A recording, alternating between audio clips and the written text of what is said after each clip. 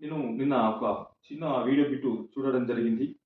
అది మనోహర దాస్ అనే ఒక స్వామీజీ సంబంధించింది.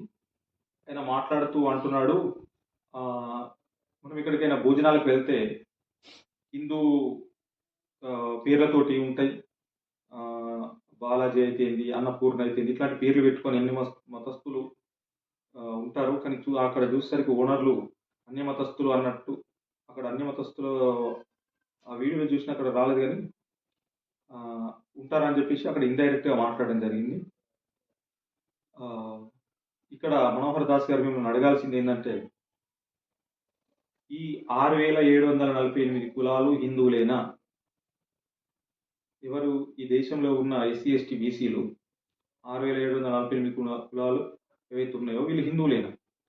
ఒకవేళ హిందువులైతే మీకు కూడా ఒక ఉదాహరణ మీరు చెప్పిన పద్ధతులనే ఆహ్, ఆహ్, చెప్తా. ఇది మనం ఏదైనా కిరాణా కొట్టుకు పోయి సబ్బులు కొంటాం, పప్పులు కొంటాం, ఆహ్, సరుకులు కొంటాం, ఇంకేదైనా సామాగ్రి కొంటాం. కానీ కిరాణం షాప్‌లో మీరు కిరాణం ఎప్పుడన్నా కిరాణం కొన్నారా? కొనలేదు. కిరాణం షాపులో కిరాణం ఉండదు. ఈ హిందూ మతంలో కూడా హిందువులు అనేటోళ్ళు ఉండరు. కుమ్మరులుంటరు, కమ్మరులుంటరు, మాలలుంటరు, మాదిగలుంటరు, కాపులుంటరు, రెడ్లుంటరు. ఇట్లా 6,748 కులాలుంటరు.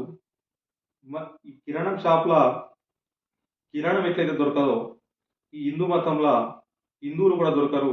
దాని లబ్ధిదారులు, దాని హిందూ మతం పేటెంట్‌దారులు, దాని లబ్ధి పొందే బ్రాహ్మణులు తప్పితే హిందువులు హిందూ హిందూ మతం కాదు, అది బ్రాహ్మణ మతం.